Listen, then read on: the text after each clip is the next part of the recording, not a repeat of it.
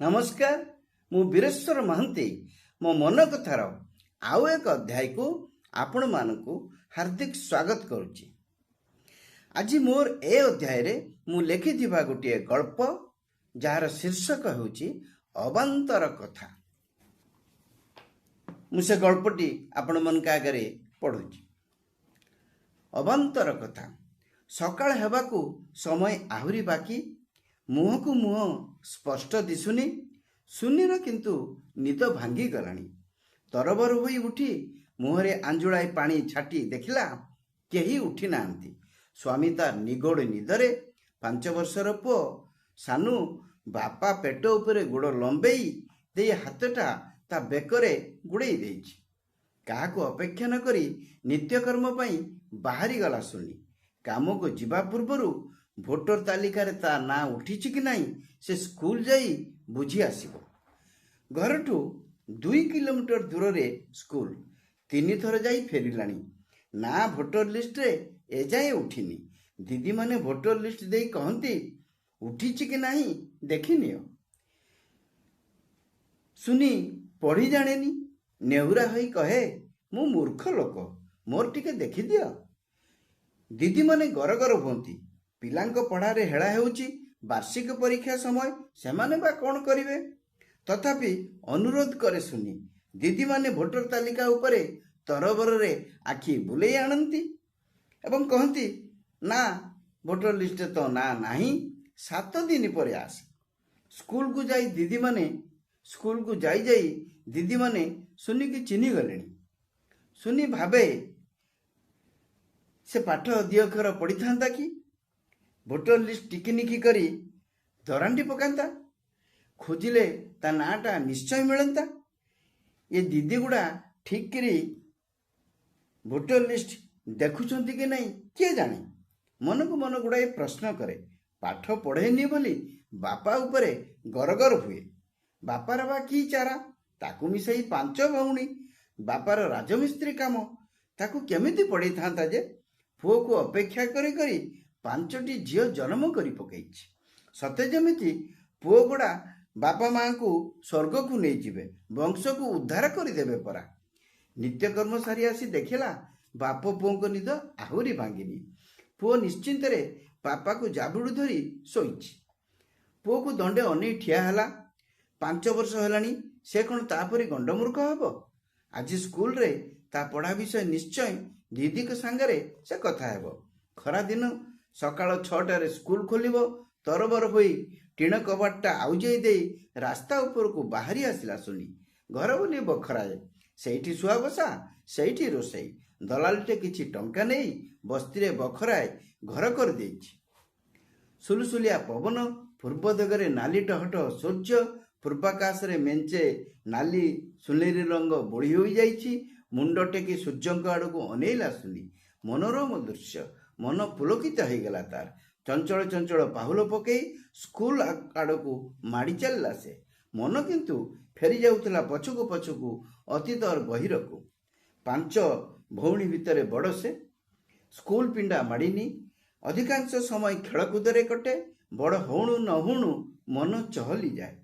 बेले बेले सांगसाथी मेल जिनिस पत्र किनिया पे पाख बजार को ऑटो रे जिबा आसिबा करे। ऑटो वाला टुटू बेस चहट चिकण। पैसा दबा नबा बेले केबे केमिति सुनीर पापुली टुटूर पापुली को स्पर्श करे। पापुली देई सुनीर मन टुटूर मन को छुई जाए। क्रमे घनिष्ठता बढ़े। लुचि चपी दुए भेटाभेटी हुअंती। सुनी को दुनियाटा भारी सुंदर लगे। हल्का हुई पवन रे भासी जीवा परी लगे। सते जेमिति सबु मिठा मिठा। एबे सबु बेले निरोला रे टुटू संगे से गपिबा को चाहे। मन तार आयत्तर नाही। आद्य जौवन रे सबु किछि छळ छळ। थय धरी पारंतिनी दुए। मन कथा भी काहाकू कहिबाकू साहस जुटेई पारंतिनी। काहाकू किछि न कही मंदिर रे विवाह परे भुवनेश्वर पळै आसी बस्ती रे आश्रय नियंती। सुख दुखर घर संसार आगे चले। अतीत को रोमंथन करू करू सुनी पहुंची जाइथिला स्कूल बारंडारे। ताकू देखु देखु जणे दीदी कही पकेइले एई तो सुनी आसिलानी। ତା ଭୋଟର କାର୍ଡ ତାକୁ ଦେଇଦିଅ। ସୁନିର ମନ ଆନନ୍ଦରେ କୁଣ୍ଢେ ମୁଟ। ଏଥର ସେ ଭୋଟ ଦେବ। ଭୋଟର କାର୍ଡ ହାତକୁ ନେଇ ପୁଅର ପଢ଼ା ବିଷୟ ପଚାରି ବୁଝିଲା। ଖରା ଛୁଟି ଖୋଲିଲେ ସ୍କୁଲରେ ପୁଅର ନାଁ ଲେଖା ହେବ। ସମୟ ଗଡ଼ି ଚାଲିଛି, ଉଛୁର ହେଲାଣି। ଆଉ ଘରକୁ ନ ଯାଇ ସ୍କୁଲରୁ ସିଧା ସିଧା ବାସି ପାଇଟି କାମ କରୁଥିବା ଘର ଆଡ଼େ ମୁହେଁଇଲା ସୁନି। ସ୍ୱାମୀ ଆଉ ପୁଅଙ୍କ କଥା ବୁଝିବାକୁ ସମୟ ନାହିଁ। ବାସି ପାଇଟି କରୁଥିବା ଘରର ମାଲିକାଣୀ ତାକୁ ଦେଖୁ ଦେଖୁ କହିଲେ, ଆଜି ଏତେ ଡେରି?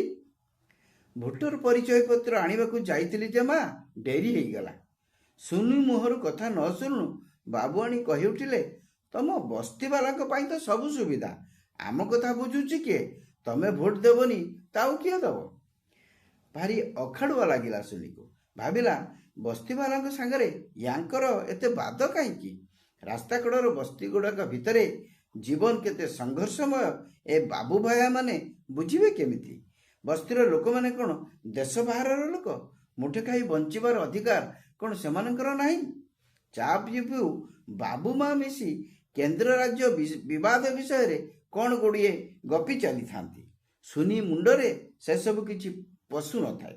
ତଥାପି ମୂର୍ଖ ବୁଦ୍ଧିରେ ସୁନି ଭାବେ, କେନ୍ଦ୍ର ରାଜ୍ୟ ସବୁ ତ ଲୋକଙ୍କର ସରକାର, ଲୋକଙ୍କର ଉନ୍ନତି ତ ମୂଳ କଥା। ତେବେ ୟାଙ୍କ ଭିତରେ କେନ୍ଦ୍ର ସରକାର ରାଜ୍ୟ ସରକାର ଏତେ ବିବାଦ କାହିଁକି? ବାବୁ କହୁଥାନ୍ତି, ଆମ ଟିକସରେ ଏ ସରକାରର ଯେତେ ସବୁ ନାଟ, ବସ୍ତିବାଲାଙ୍କୁ ଟଙ୍କା ବାଣ୍ଟି ଚାଲିଛି। ଏ କଥା ସୁନି ଆଗରୁ କେତେଥର ବାବୁଙ୍କ ମୁହଁରୁ ଶୁଣିଛି। ସୁନି ଭାବେ, ବାବୁ କେତେ ଟିକସ ଦିଅନ୍ତି ଯେ? ତାର ହିସାବ କ'ଣ ସେ ରଖିଛନ୍ତି? ବର୍ଷ ସାରା ଜିନିଷ ନଷ୍ଟରେ ତାଙ୍କର ଯେ କେତେ ଟଙ୍କା ବର୍ବାଦ ହୁଏ, ସେ କଥାର ହିସାବ କ'ଣ ତାଙ୍କ ପାଖରେ ଅଛି? ଜିନିଷ ବର୍ବାଦଟା ଟିକସକୁ ବଳିଯିବ କି କ'ଣ? ଗୋଟେ ଗୋଟେ ଭୋଜିରେ କେତେ କେତେ ଜିନିଷ ନଷ୍ଟ ହେବାର ସେ ନିଜେ ଦେଖିଛି। ଏ ନଷ୍ଟ ପାଇଁ କ'ଣ ବାବୁ ଭାଇମାନେ ଦାୟୀ ନୁହନ୍ତି? ଏଥିପାଇଁ କ'ଣ କିଛି ଦଣ୍ଡବିଧାନର ବ୍ୟବସ୍ଥା ନାହିଁ? ଖବରକାଗଜ ପଢ଼ୁ ପଢ଼ୁ ବାବୁ ପୁଣି କହି ଉଠିଲେ, ସରକାରଟା ବସ୍ତିବାଲାଙ୍କୁ ମାଗଣା ଜିନିଷ ଦେଇ ଦେଇ ଅଳସୁଆ କରିଦେଲାଣି। ସୁନି ଶୁଣିଲା, କିଛି ଜବାବ ଦେଲାନି। କିନ୍ତୁ ଇଚ୍ଛା ହେଉଥିଲା କହିବାକୁ, ଅଳସୁଆ କିଏ, ତମେ ନା ଆମେ? ଦିନେ ନ ଆସିଲେ 5-5ଟା ଫୋନ୍। ନିଜ କାମ ନିଜେ କରିବାକୁ ତାକତ ନାହିଁ, କ'ଣ ନା ବସ୍ତିବାଲା ଅଳସୁଆ। ଏଇ ଦେଖୁ ଦେଖୁ ଭୋଟ ଦେବା ଦିନ ପାଖେଇ ଆସିଲାଣି। ଭୋଟ ଦିନ ସକାଳ ଓଳି ଛୁଟି ପାଇଁ ସୁନି କାମ କରୁଥିବା ସବୁ ବାବୁ ମାଙ୍କ ଘରେ ଦରଖାସ୍ତ ପକେଇଛି। କିଏ ରାଜି ତ କିଏ ଗରଗର। ଯିଏ ଯାହା କହୁଛି କହୁ, ସୁନି ନିଷ୍ପତ୍ତି କରିଛି ସେ ନିଶ୍ଚୟ ଖଣ୍ଡେ ଭୋଟ ଦେବ। ଭୋଟ ଦିନ ସକାଳୁ ସୁନି ସଜବାଜ ହୋଇ ଭୋଟ ଦେବା ଉଦ୍ଦେଶ୍ୟରେ ଘରୁ ସ୍କୁଲକୁ ବାହାରି ଗଲାଣି। କେତେ ସାଜସଜ୍ଜା, ବେଲୁନ ଚାନ୍ଦୁଆ ଟଙ୍ଗା ହୋଇଛି। ଥଣ୍ଡା ପାଣି, ବିଜୁଳି ପଙ୍ଖା, ଚୌକିର ବ୍ୟବସ୍ଥା, ଦହି ପାଣି ସର୍ବତ ବଣ୍ଟା ଚାଲିଛି। 2 କିଲୋମିଟର ଚାଲି ଚାଲି ଆସି ଥକି ଯାଇଛି ସୁନି। ଦହି ପାଣି ଗିଲାସେ ପିଇ ଥକ୍କା ମାରିବା ପାଇଁ ଚେୟାରରେ ବସି ଚାରିଆଡ଼େ ସେ ନଜର ବୁଲେଇ ଆଣିଲା। ମେଳା ମହୋତ୍ସବ ହେଲା ପରି ଲାଗୁଛି। କିଏ ଜଣେ କହୁଥିଲା, ଏଇଟା ଆଦର୍ଶ ଭୋଟ କେନ୍ଦ୍ର। ଧାଡ଼ିରେ ଅଧଘଣ୍ଟା ଠିଆ ହେବା ପରେ ଭୋଟ ପାଇଁ ସୁନିର ପାଳି। ଭୋଟ ଦେବା ବେଳେ ସୁନିର ଆନନ୍ଦ ବଖାଣିବାର ନୁହେଁ, ତା ମନରେ ଅଦ୍ଭୁତ ଶିହରଣ। ଭୋଟ ଦେବା ପରେ ଉପରଓଳି କାମ କରିବା ପାଇଁ ବାବୁମାନଙ୍କ ଘରକୁ ଗଲା ସୁନି। କାମ କରୁଥିବା 7 ଘରେ ବୁଝି ଦେଖିଲା, 5 ଘର ବାବୁମା ଭୋଟ ଦେବାକୁ ଯାଇନାହାନ୍ତି। କାହାର ଭୋଟର ତାଲିକାରେ ନାଁ ନାହିଁ, ତ କାହାକୁ ସମୟ ନାହିଁ, ତ ଆଉ କାହାକୁ ପ୍ରଚଣ୍ଡ ଗ୍ରୀଷ୍ମ ବାଧକ ସାଜିଛି। ସୁନି ଭାବୁଥିଲା, ଏ ବାବୁ ମା ମାନେ ତ ଭୋଟ ଦିଅନ୍ତିନି, ତେବେ ଗୁଡ଼ାଏ ଅବାନ୍ତର କଥା କହିବାକୁ ଏମାନଙ୍କୁ ଅଧିକାର ଦେଲା କିଏ?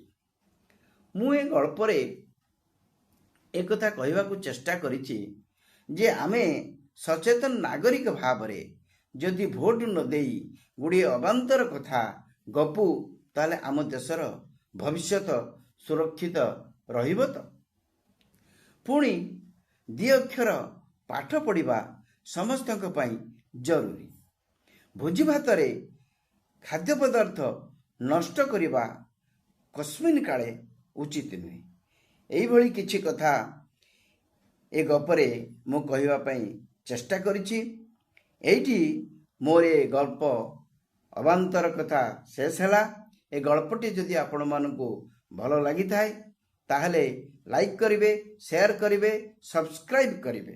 ଆଜି ପାଇଁ ଏତିକି। ନମସ୍କାର। ବନ୍ଦେ ଉତ୍କଳ ଜନନୀ। ଜୟ ଜଗନ୍ନାଥ।